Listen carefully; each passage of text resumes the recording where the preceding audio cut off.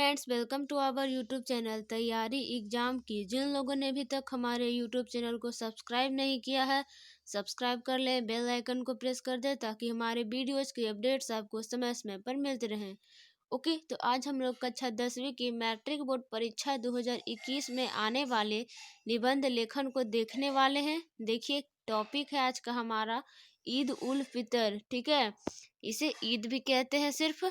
तो इसमें आपको कौन कौन सी बात को ध्यान में रखना है उसे हम लोग देखते हैं कि क्या क्या सी कौन कौन सी बातें होती हैं।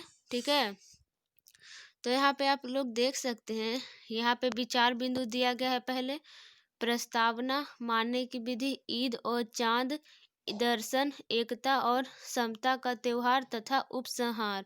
ओके, तो देखिए यहाँ पर प्रस्तावना दिया हुआ है। पहले सब एक एक बारी बारी देखेंगे। प्रस्तावना है, हमारा देश धर्मों की विविधता के लिए प्रसिद्ध है। यहाँ सभी धर्मों तथा संप्रदायों के लोग भारतीय होकर रहते हैं और अपने अपने ढंग तथा रीति रिवाजों से भगवान का स्मरण करते हैं। इस समय यह देश धर्म प्रधान है। यहाँ हिंदुओं के अपने त्योहार हैं, मुसलमानों के आने, सिखों के अपने अलग त्योहार हैं, तो ईसाइयों तथा पारसियों आदि के अपने हैं। किसी न किसी दिन किसी न किसी धर्म या संप्रदाय का कोई न त्योहार होता है। इसलिए यदि कहा जाए कि भारत में वर्ष भर त्योहारों का सिलसिला चलता रहता है तो कोई अतिशयोक्ति नहीं होगी। ओके, देखिए अब है मानने की विधि। मानने की विधि में क्या क्या है? ईद के पवित्र त्योहार का संबंध मुसलमानों के पैगंबर मोहम्मद साहब से है।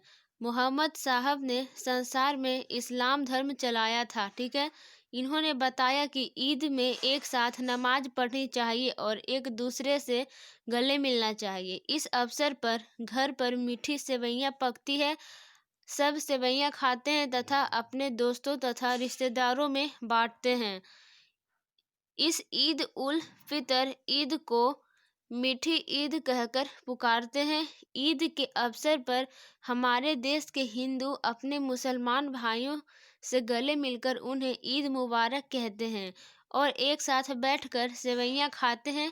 यह त्योहार बंधुत्व तथा प्रेम भावना में बढ़ावा लाने वाला है। ठीक है, अब हम लोग देखते हैं ईद और चांद दर्शन। ओके, अगला टॉपिक है इसमें ईद और चांद दर्शन। बहुत सारे मुसलमान भाई ईद के उपलक्ष्य में 1 महीने का रोजा रखते हैं। इस तरह रमजान के पूरे 30 रोज के बाद यह त्योहार आता है। रोजे के दिन सूर्योदय से लेकर सूर्यास्त होने तक रोजा रखने वाले लोग न कुछ खाते हैं और न ही पानी पीते हैं। रोजों के 30 दिन की लंबी अवधि के बाद जब चांद दिखाई देता है तो उसके दूसरे दिन ईद का त्योहार मनाया जाता है। ईद के इस चांद को दर्शन के लिए लंबी प्रतीक्षा करनी पड़ती है, इसलिए ईद का चांद होना मुहावरे का लोक जीवन में प्रचलन हो गया। कहते नहीं है ईद का चांद होना, मुहावरा भी होता है। फिर है अगला टॉपिक है एकता और समानता का त्योहार। ओके, देखिए क्या है एकता और समानता का त्योहार। इस ईद हमारे देश का महत्वपूर्ण त्योहार है। इस दिन राष्ट्रीय अवकाश रहता है। हम सब हिंदू, मुसलमान, सिख, ईसाई तथा बौद्ध ईद के त्योहार को राष्ट्रीय एकता के त्योहार के रूप में मानते हैं। इस दिन न कोई छोटा माना जाता है और न ही बड़ा, सब समान माने जाते हैं। इस तरह ईद का त्योहार समता तथा मानवता का प्रतीक है। अब उपसंहार आ गया है, इसका टॉपिक है उपसंहार। उपसंहार में क्या है? ईद का त्योहार आपसी प्रेम, एकता और भाईचारे का संदेश देता है। हमें इसे अत्यंत प्रेम भाव से मनाना चाहिए। इससे राष्ट्रीय एकता की भावना मजबूत होती है तथा हमारे देश का धर्मनिरपेक्ष स्वरूप और भी दृढ़ होता है। ओके, बहुत ही इम्पोर्टेंट है, क्वेश्चन आते हैं इससे, मैं भी इसी तरह और लाती रहूँगी। ठीक है, फिर है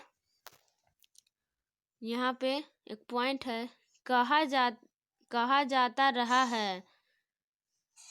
कहा जाता रहा है। मुबारक ईद का और खुशी की सारी तमहीदे, तुम रहो सलामत और मनाओ सैकड़ों ईदें। ठीक है, thanks for watching this video. मिलते हैं अगले वीडियो में, तब तक के लिए bye bye, take care. Thanks for watching this video, have a nice day.